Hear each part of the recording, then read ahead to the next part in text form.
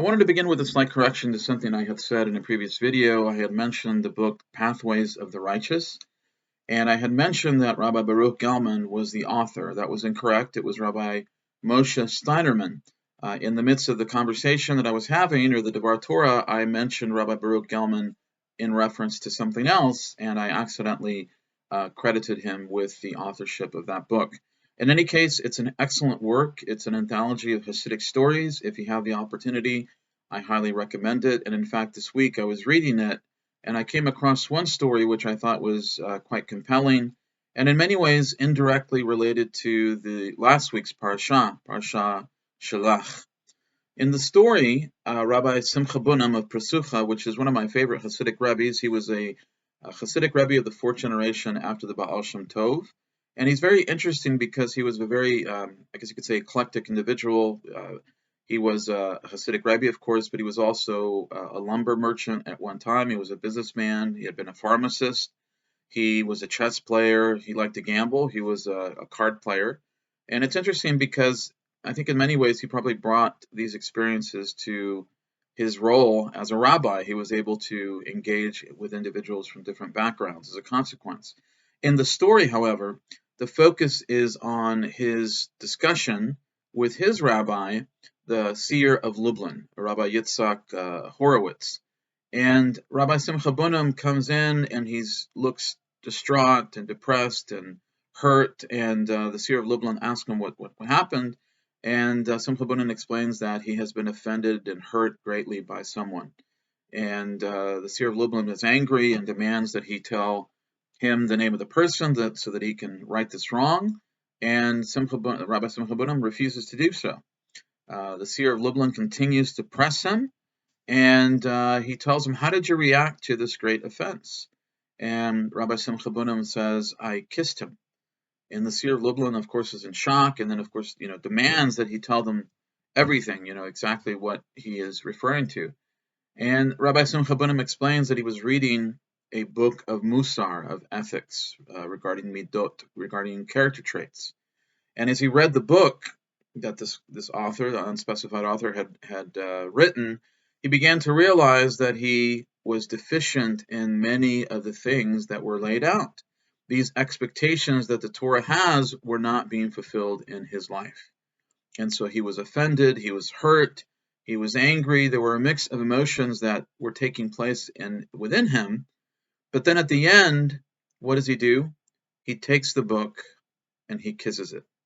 And he does so because he realizes that the author of this work on Musar is in fact correct, and that he has been deficient in those areas. And though he still has, somewhat, depression, if you want to say that, he's still depressed about the fact that he has failed in these areas, he realizes that the author is correct and he needs to rectify those things. And at hearing that, the seer of Lublin is extremely happy because he realizes that his student understands the goal that has been set before him. Now, in last week's parasha, we have the incident of the meragelim, the scouts or the spies who go into the land of Israel, the land of Canaan. They see the fortified cities, they see the Anakim, they see all these things, and of course they bring back a negative report to the children of Israel. The only two spies or scouts that stand firm are Caleb and Yehoshua or Joshua. And the spies or the scouts say the land is, it's too much for us, basically. We're not able to conquer it. We're not capable of doing that. And of course, this is the great avera, the sin that they commit because they spread an evil report to the people of Israel. And the people of Israel en masse, accept this, and they cry out, and they want to go back to Egypt. And Hashem is extremely angry. And as a consequence, of course, the people are made to suffer for 40 years until that generation passes. Now, what's the connection between Rabbi Simcha Bunim, the meragelim? How do we put these things together? Well, we turn to another source, I think, which sort of helps us understand why this idea is important, or the concept that I'm trying to convey. Rabbi Abraham Saba was a very famous Spanish rabbi that I think, unfortunately, many people have not heard of. He was born in Castile, but as a consequence of the expulsion order in 1492, he journeyed to the Kingdom of Portugal, as many other Jews from Castile and Aragon did. He stayed there, and while he was there, he authored a work called Tzurur Hamor, a very important Torah commentary. But in 1498, the king of Portugal issued his own expulsion order, which ultimately resulted in the forced baptism of the majority of the Jewish population that was residing in Portugal at the time. Now, Rabbi Abraham Saba was able to leave, but he left without his family and without his manuscripts. And when he arrived at his destination, which I believe was North Africa temporarily, he rewrote his commentary from memory. And in it, he says an individual that encounters the Torah. Let's say that he's made teshuvah, he's repented, and he realizes the hurdles and the challenges that a Torah life requires, a lifestyle change, a worldview change. That person can easily become overwhelmed, and just like spies, realize that they cannot do it in and of themselves. They cannot conquer, if you will, this life that is required, the Torah, if you will. You want to put it in terms of study or in terms of the mitzvot. There are too many mitzvot. It's too complicated. I can't do it. In that way, he says there's a similarity between the spies, the scouts, and a person that is encountering Hashem.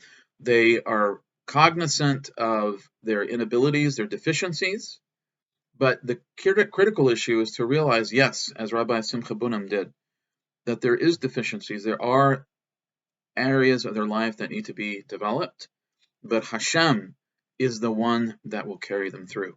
And that is the grave mistake that the meragelim made, is that they failed to realize that Hashem had, of course, brought them from the land of Egypt. He had parted the Red Sea. He had destroyed the armies of Pharaoh. He had given them the Torah at Sinai. He had provided manna for them in the desert. He had done all these things, and if they had had true bitachon, trust, then Hashem would have brought them to the land and overcome any of the challenges that they would face, whether it be fortified cities or the Anakim or any other individual or obstacle that they would face. And so, just as Rabbi Simcha Bunim finally recognizes, even as difficult as it is, that he has limitations in areas in his life that are not up to par, he recognizes that Hashem is the one that will bring him through. And in this way, Rabbi Abraham Saba, of course, also confirms that this is the ultimate issue that we have to confront in our daily lives, that Hashem is the one that will help us in our path towards righteousness and our embrace of the Torah.